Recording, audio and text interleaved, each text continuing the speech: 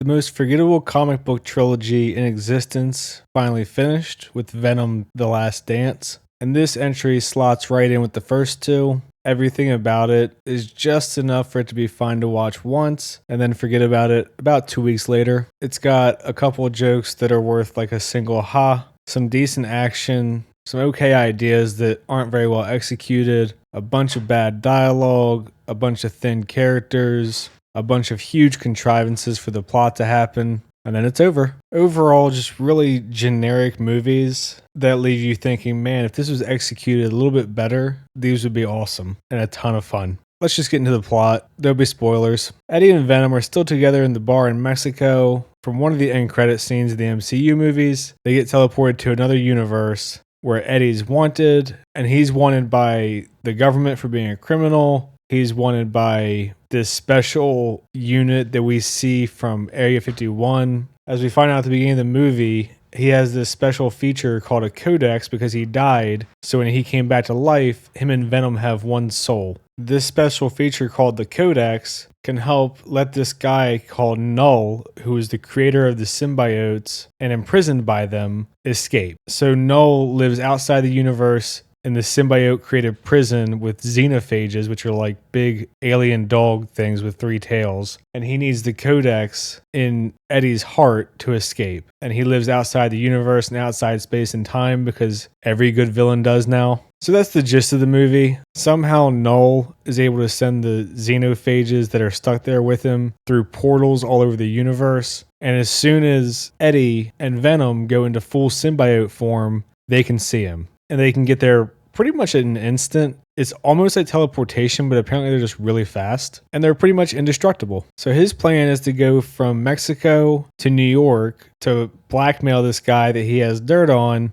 to get the charges dropped on him so he won't keep being pursued. Then once he finds out about these xenophages, he realizes that they're kind of stuck, but they're still trying to get to New York. And the side story is that Dr. Payne, she's the hot chick from Ted Lasso. She's researching other symbiotes at Area 51, which is being shut down in a couple days. And once they realize where Eddie is, this special unit from Area 51 is also pursuing Eddie, and they're trying to kill him because he's killed other people. He's killing gangsters and shit. Him and Venom are doing their usual shenanigans. So they take a plane. They go full Venom. A xenophage knocks them off the plane. So they end up in Roswell, where Area 51 is. They take a trip to Vegas and then back to Roswell. And that's pretty much the whole movie. There's a weird singing part with Eddie and some hippies who are looking for aliens. There's a weird dance number when Eddie runs into Mrs. Chen in a casino. Mrs. Chen is the lady that runs the gas station that he lives under or over or whatever the fuck in the first two.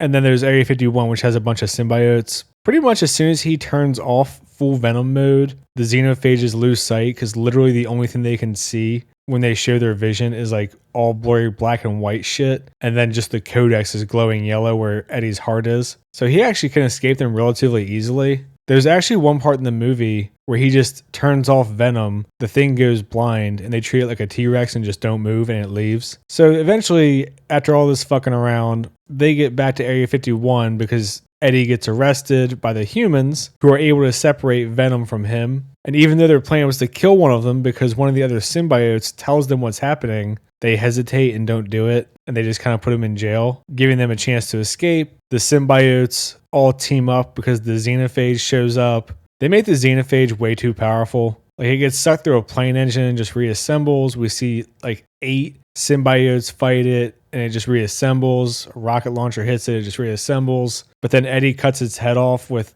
helicopter blades and it dies. No clue how it works. And then once one of them phones into the outside of the universe somehow, Null is like, go get him and bring him back. He's sitting on a throne in this hell space filled with these xenophages. And for whatever reason, the animation in this hell space kind of looks like Urizen sitting on a throne in Devil May Cry 5. He's got weird CGI and he's just kind of hunched over with Dante's hair. Very strange. And the whole aesthetic looks a lot like Devil May Cry. Anyway, eventually after a bunch of fighting that doesn't really make any sense and contrivances and bullshit, Venom and Eddie combine. Venom takes the monsters over, kind of, walks them into where this acid is that's destroying the buildings in Area 51, and then uses the general to spray them with the acid, throws Eddie out, and then blows himself up and sacrifices himself. And that's enough to kill him. And Venom dies, Eddie lives, the Codex no longer exists, so Eddie can go on with his life. We get a really emotionally manipulative slow song scene at the end, as if they did any of the work to have some kind of emotional bond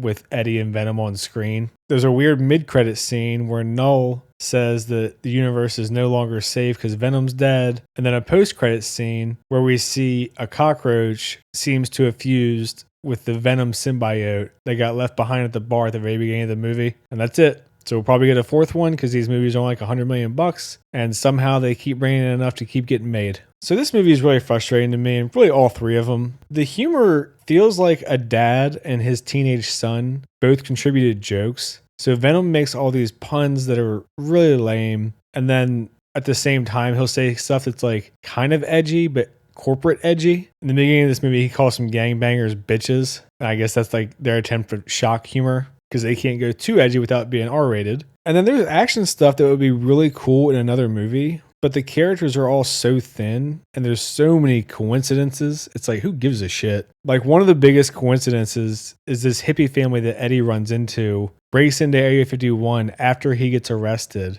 Eddie and Venom are fighting, they get caught by one of the xenophages, and then somehow the dad of the hippie family has a rocket launcher, shoots the xenophage in the head, and for whatever reason that kills it and saves Eddie. And there's just that type of shit all throughout the movie. And the really frustrating part is there's actually some neat ideas for the action. There's a scene in a river where Venom and Eddie get separated because they're being attacked by the human group who can separate them with these weird guns. And Venom is like transforming into different type of animals to move down the river more quickly. And then even when he gets back to Eddie, he kind of turns into like a mermaid or a merman. Like, that kind of stuff is pretty neat. And then when they get all the symbiotes fighting the xenophages at the end, you know, a couple of them have like kind of like a flame whip thing. Two of them combined into big symbiotes. One's like a big brute force one. Dr. Payne turns into like a lightning fast one. So it's neat to see all of them doing these different things. But then they just kind of waste it by making the enemy essentially invincible until it's time for the movie to end. So these movies really just leave a lot on the table. I find it really frustrating. I'm sure people who read the Venom comics find it even more frustrating. I have not read them. My guess is that these movies feel so weird